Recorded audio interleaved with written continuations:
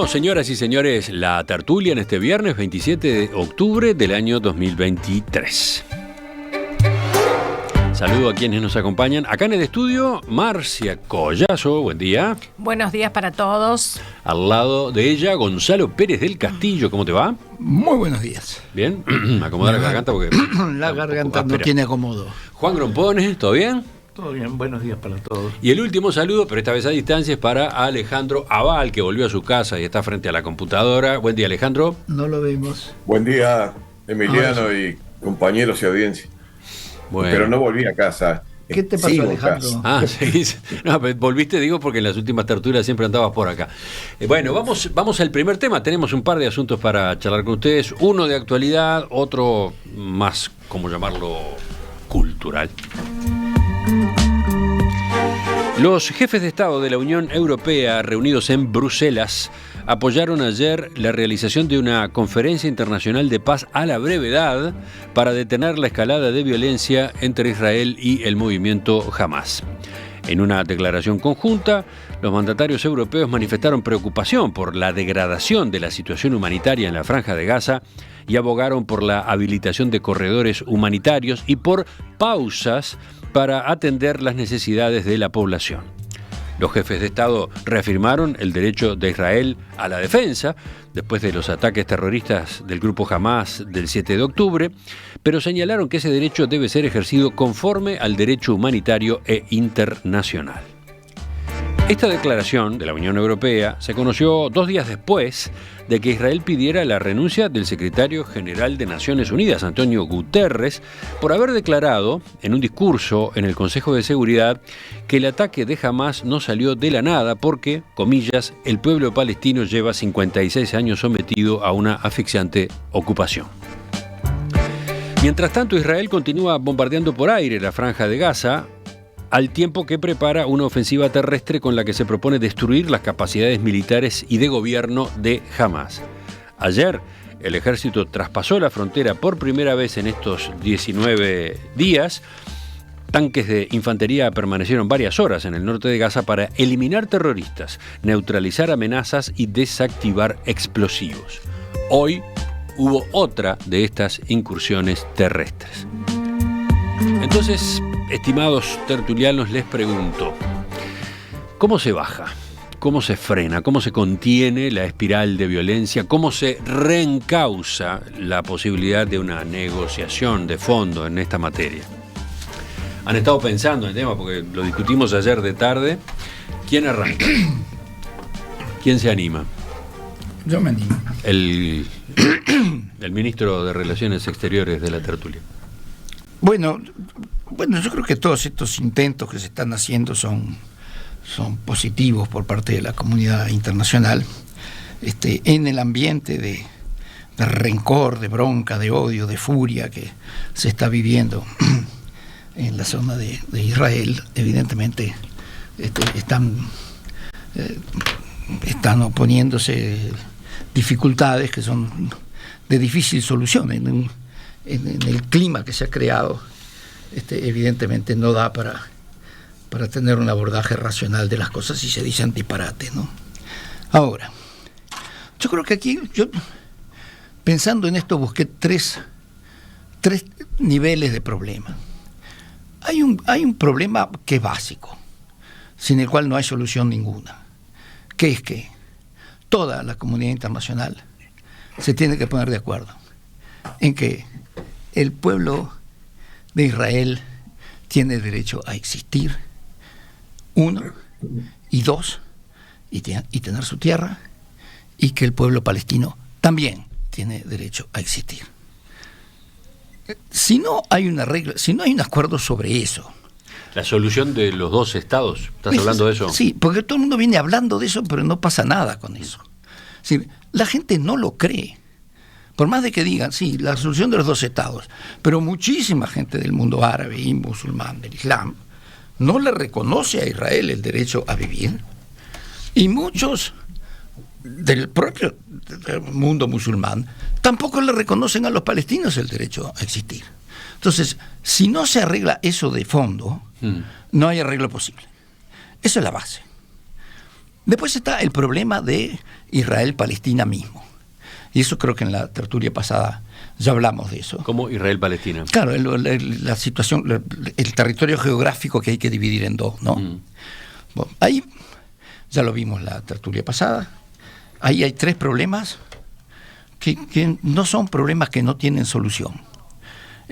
Los tres problemas principales ahí siempre fueron históricamente el tema de los refugiados palestinos, es decir, aquellos palestinos que tenían propiedades en la parte que le tocó a Israel en la división del 48, esa gente tuvo que irse de Israel, de lo que le correspondió a Israel, y perdieron sus casas, sus propiedades, no sé cuánto. Y ese fue el eterno problema de los refugiados palestinos.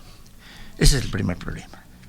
El segundo problema fue, en esa división que se hizo, ¿cuáles son exactamente las fronteras que hay que respetar? Ese es otro problema. Y el tercer problema es el Estatuto Internacional de Jerusalén. Es decir, ¿qué estatuto tiene que tener Jerusalén? Mi posición es que esos tres temas, si existen los dos primeros, estos tres temas tienen solución. Primero, porque el tema de los refugiados palestinos, estamos hablando de mi abuelo o mi bisabuelo que perdió la casa o la propiedad. Yo no creo que en esta generación, y después de todos los 75 años de miserias que han pasado, yo no creo que esta gente venga a reclamar. Eso tiene una solución, que sea económica, que sea lo que sea, eso tiene una solución. Lo de las fronteras también es una cuestión prácticamente para agrimensores. ¿Dónde se establece esto, lo otro? ¿Se dará, se tomará, se negociará? Eso no es problema. Y lo de Jerusalén, yo francamente, yo creo que se puede perfectamente. Ya hubo una propuesta en el año 2000 para que creo que fue Barak, el que dijo, bueno, que Jerusalén quede la parte que es para los judíos de los judíos y que la parte cristiana y musulmana queda bajo la administración de Palestina. Eso puede ser perfectamente aceptable. Es decir, esos problemas son solucionables. Para mí, lo que me está empezando a entrar en duda ahora es que yo creo que si a esto no se le pone una dimensión religiosa, es decir, si los líderes religiosos no se sientan y dicen vamos a terminar con esto de una vez, no sé si esto tiene una solución. Porque aquí hay fuerzas que las religiones no son negociables. Y entonces, si la religión se pone terca en que su forma de ver o ver la vida tiene que prevalecer sobre la del otro porque lo suyo es la verdad y lo otro es la mentira, eso no tiene arreglo ninguno. Entonces, disculpen lo largo, pero lo nuevo es, yo no creo que esto tenga, y con lo que tú te referías a la conferencia internacional, yo creo que los líderes religiosos tienen que participar acá para que se encuentre una solución definitiva. Es muy interesante la exposición de Gonzalo, ordenó mucho los puntos críticos. De todos modos, faltó quizás hablar del hoy, ¿no? O del mañana, o sea, cómo se hace ahora para frenar, para cortar con la espiral, ¿no? Esto de ataque, contraataque, réplica, etcétera. Pero vamos a ver cómo estuvo pensando el asunto Marcia.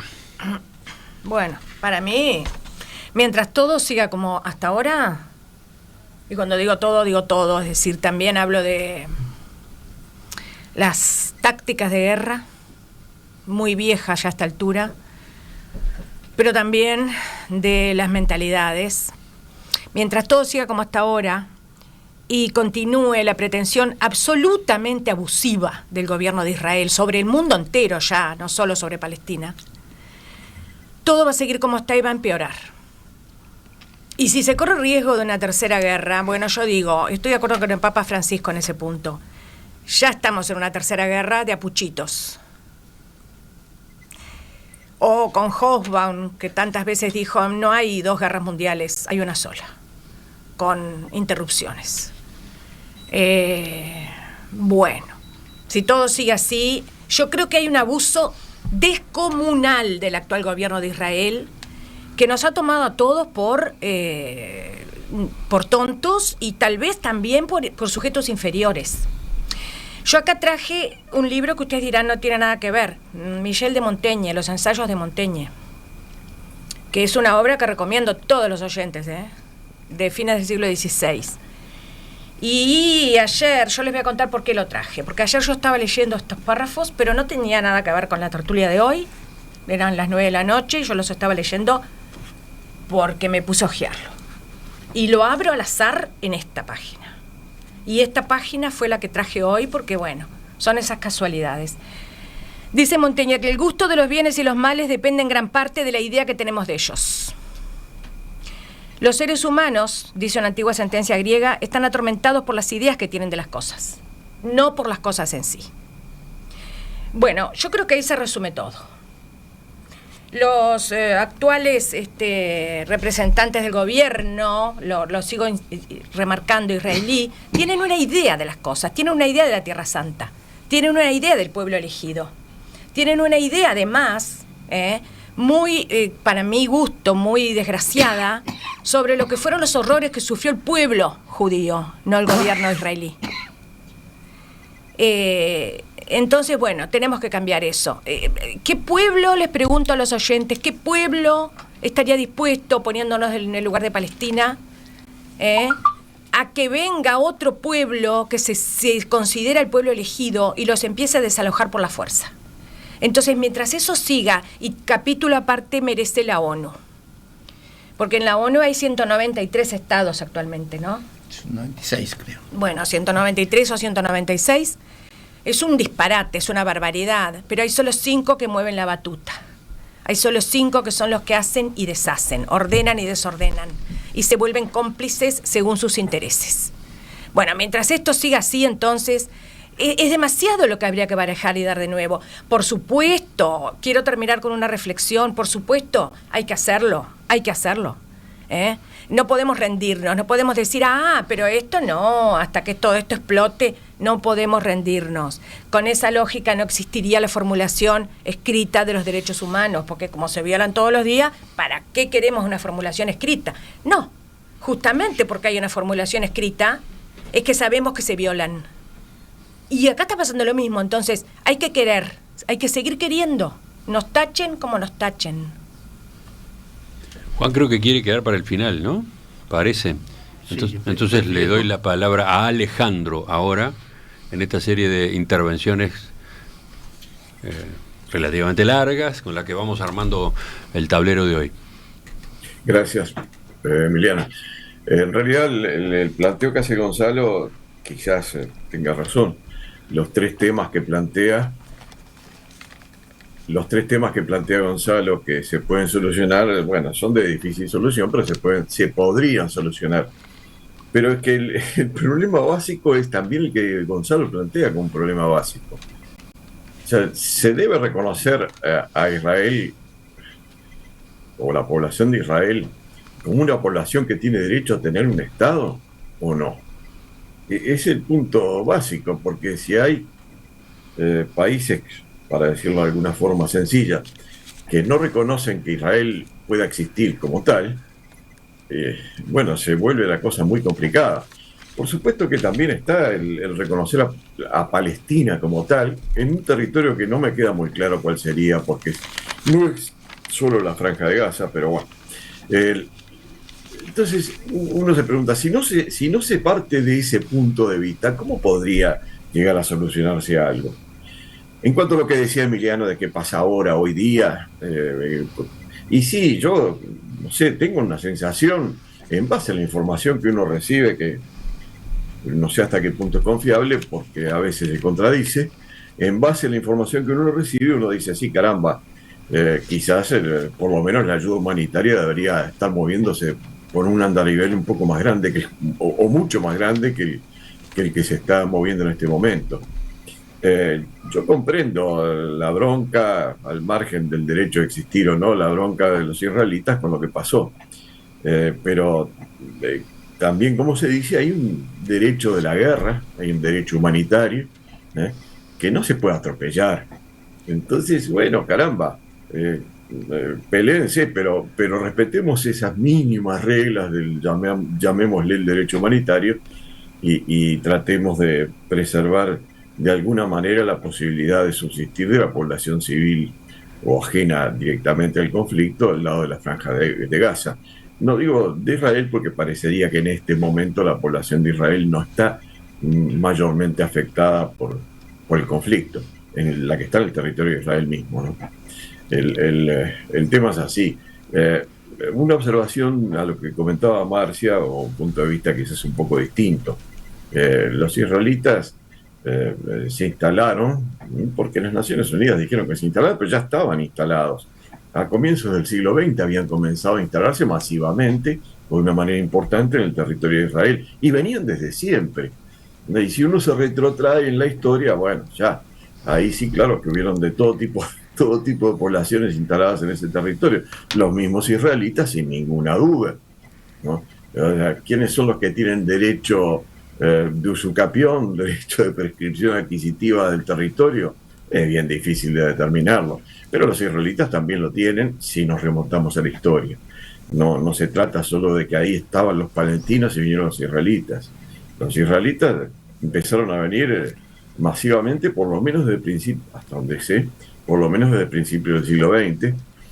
Por supuesto que a raíz de las persecuciones en Rusia y después en la Alemania nazi, hubo un traslado masivo de gente antes de que se creara en el 48 el Estado Independiente de Israel. Pero en fin, ahora, el tema así que a uno le pican, las dos cosas que le pican en este momento son a largo plazo lo que dice Gonzalo. Caramba, se reconoce a Israel el derecho a tener un Estado, y la segunda, y bueno, de alguna manera también los palestinos a tener su propio Estado en la franja de Gaza o algo parecido a eso. Y en segundo lugar, el tema inmediato al cual creo que se refería Emiliano, que dice que caramba, deberían los mecanismos propios del auxilio humanitario a la población civil activarse en serio. Sí, la verdad es que uno cree que sí. Yo por lo menos creo que sí. No, pero es que ese es a su vez un mínimo, ¿no? Ese sería un mínimo que pudiera circular, llegar la asistencia humanitaria. Mi pregunta iba a algo un poco más ambicioso. ¿Cómo se corta esto? ¿Cómo se evita que continúe el enfrentamiento violento, no? Es que me parece muy difícil que evitar, así en lo inmediato, cortar el enfrentamiento violento. Lo que sí, por lo menos, uno aspira es a que esa ayuda humanitaria, como se suele mencionar, que en realidad es propia también del derecho de la guerra, ¿no? La guerra no puede estar afectando a la población civil que no está directamente implicada en el conflicto, y en este momento parece que sí lo está afectando. Entonces, la ayuda humanitaria sí debería funcionar. Ahora, mucho más de eso, Emiliano, yo no me atrevo a pronosticar. Fíjate que, por ejemplo, la ayuda humanitaria que está entrando en cuentagotas, pero realmente gotas en comparación con lo que se necesitaría. 100 camiones por día, y entraron hasta ahora 70 camiones nomás. Y lo que se necesita son 100 camiones por día. Sí. En una semana entraron 70. Y ojo, y en lo que está entrando no entra combustible, ¿no? Y no entra combustible. Eso está prohibido porque existe el temor de que el combustible en definitiva termine siendo captado por el movimiento Hamás para su actividad bélica. Y por lo tanto no está entrando combustible. Miren de lo que carece lo poco que entra. Entonces, y todavía en esta ensalada de ingredientes hay que agregar también arbolas, que también está preparándose de alguna manera, aparentemente, para entrar en conflicto con Israel, y Israel en conflicto directo con ellos. Y por el lado humanitario no hemos mencionado a los rehenes, ¿no? Están también en juego los rehenes, más de 200 rehenes israelíes. Se han ido actualizando las cifras, ya estamos en 226, 230 rehenes que permanecen cautivos del movimiento Hamás y que están corriendo peligro a cada minuto según lo que justamente ocurra en el terreno del enfrentamiento bélico. Es más, el movimiento Hamás dijo ayer que en estos choques de los últimos días murieron 50 de ellos, ¿no? Como que ya habrían muerto 50 de los rehenes. Bueno, antes de seguir y darle la palabra a Juan, voy con algún mensaje de la audiencia. Elijo a propósito de la pregunta, ¿no? Esa pregunta tremendamente difícil que yo les planteaba. Parece que ninguna parte quiere llegar a un acuerdo en ese conflicto entre Israel y palestinos, ni Israel ni los palestinos. Lo más extraño, agrega, es la actitud de los palestinos, porque es la parte más débil. Están muy divididos entre sí y terminan favoreciendo a Israel. Este ataque de Hamás, el ataque terrorista del 7 de octubre, fortaleció a Netanyahu, fortaleció a la derecha nacionalista israelí.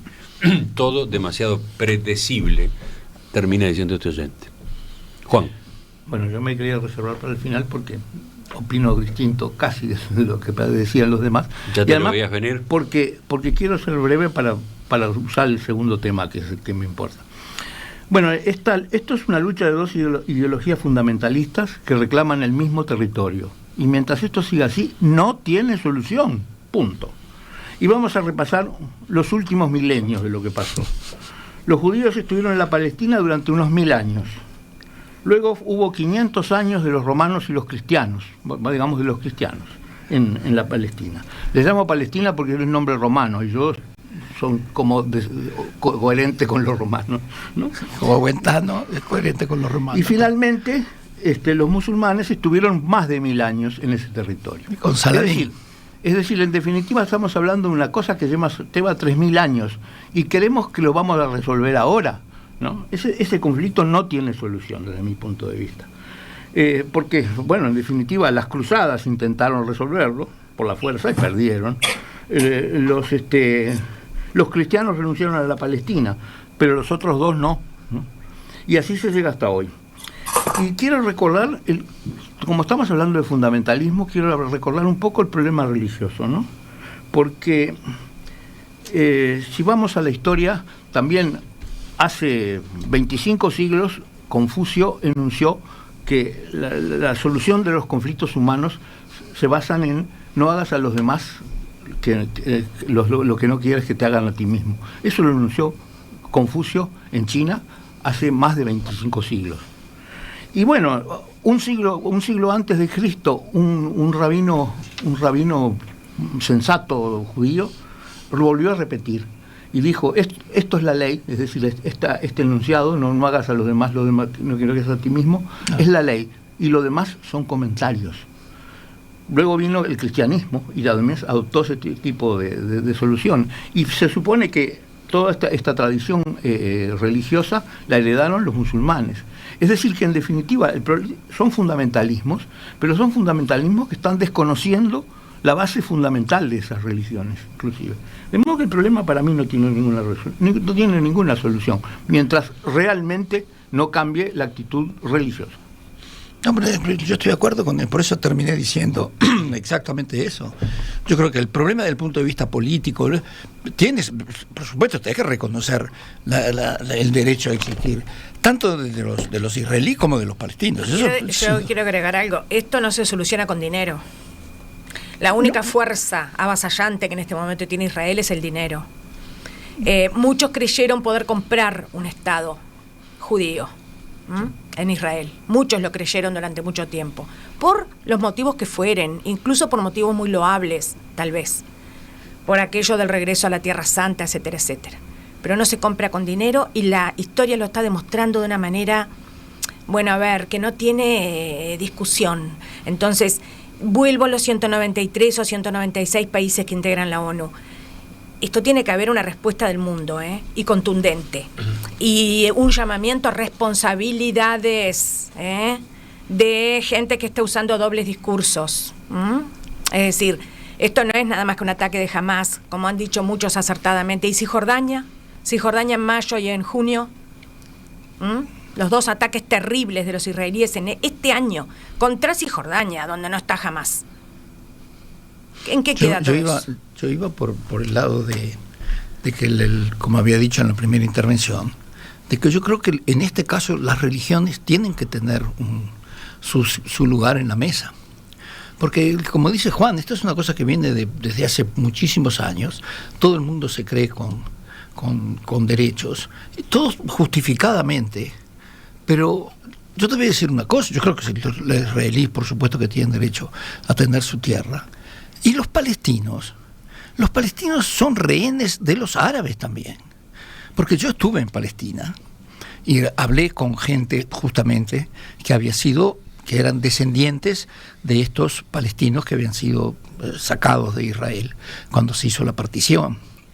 Y él me decía, este muchacho me decía, que si su familia tenía una propiedad en Israel y que los judíos que la estaban ocupando se la querían pagar, se sentían mal de estar ocupando esa que no era de ellos, y se la querían pagar, pero que él no podía aceptar el dinero, porque eso sus colegas palestinos se la harían pagar muy cara si él aceptaba ese. Es decir, aquí hay todo un entramado de los cuales los palestinos son víctimas, no solo de los judíos, sino que también de toda esa cosa árabe, musulmana, que está haciendo presión sobre ellos para que ellos no aflojen.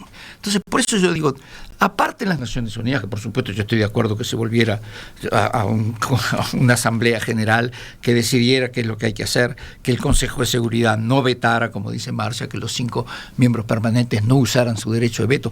Ya lo han utilizado 4 veces, Marcia, desde lo de Hamás, ya 4 vetos ha habido. Sí. Sería fantástico, pero a mí me parece que en este caso la dimensión religiosa debe pronunciarse. No es que tenga que participar, tiene que pronunciarse, tiene que abrir el camino, un poco volviendo a las bases filosóficas que decía Juan, porque, a ver, si nosotros ¿A qué religiones estás refiriendo? No, musulmana, las 3.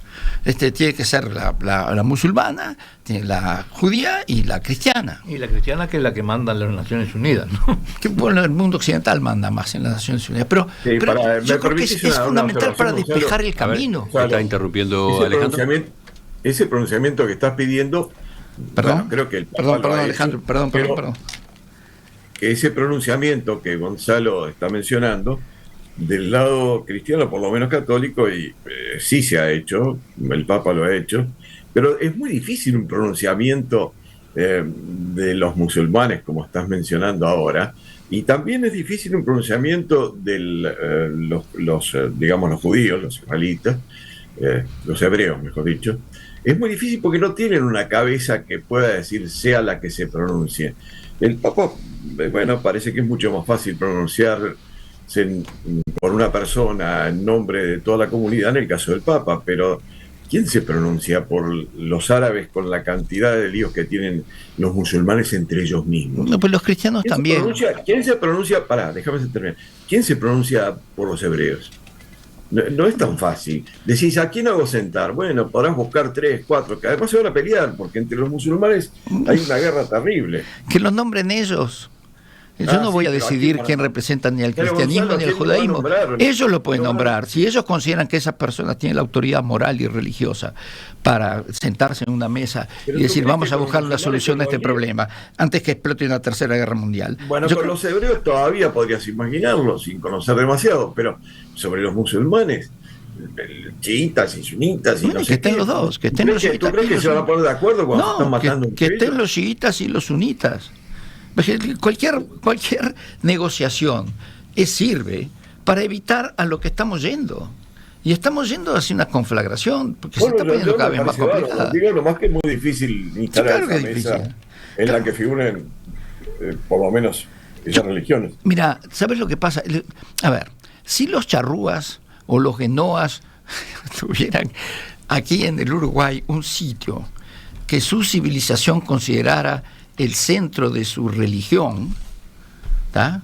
Nosotros acá en el Uruguay no viviríamos en paz, porque esta gente no dejaría nunca de reclamar el tener acceso al lugar que ellos consideran sagrado y fundamental para sus creencias religiosas. Entonces hay que limpiar estas cosas, hay que llegar a un acuerdo sobre estas cosas. No se arreglan así políticamente. Porque les pasaba con los serbios en Kosovo, que los serbios, había lugares en Kosovo que eran serbios que tenían que ver con la historia básica de Serbia. Y por eso los serbios no querían largar Kosovo y consideran hasta el día de hoy que Kosovo es parte de Serbia, porque es parte de su historia, es parte de sus tradiciones.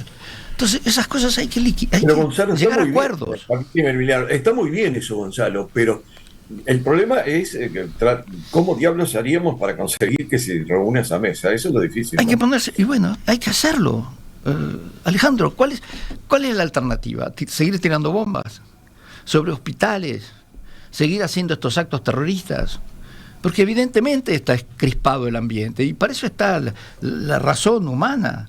Para que cuando se llega a esta cosa, no volver al medioevo y decir, bueno, yo tengo razón si tengo más fuerza. Digo, las Naciones Unidas podrían intentar hacer esa reunión. Y sí, no veo otro ámbito fácil para hacerlo. Lo estamos intentando, lo que pasa es que la Organización de las Naciones Unidas necesita modernizarse y hacerse más democrática. Sí, esta guerra agarra a las Naciones Unidas en Orsay, ¿no? Sí, yo creo que la solución no es religiosa y por supuesto no es militar.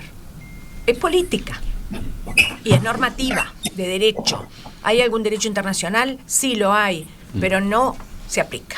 Es letra muerta. Marcia, yo no estoy en desacuerdo. Por supuesto que la solución es política. Lo que te estoy diciendo, para mí, o capaz que no lo explico bien, es que esto tiene una dimensión que la política no alcanza.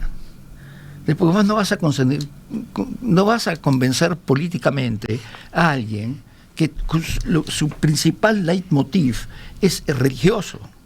Entonces tú a esa gente tienes que llegar a un compromiso y se ha llegado. En otras yo hablo de política en el sentido una guerra de 30 años. De compromisos de poder, justamente, de poder. Yo hablo de política en el sentido de después. Negociaciones de poder. ¿Qué antecedente estás citando? En la paz de Westfalia estuvieron guerreando durante 30 años protestantes y cristianos. Un buen día dijeron, ¿saben qué? Vamos a crear el Estado-Nación y en ese Estado-Nación vamos a permitir que haya protestantes, cristianos, lo que sea. Y llegaron protestantes y católicos, perdón, o más o menos. Más o menos. Pero llegaron. El Estado-Nación se creó ahí.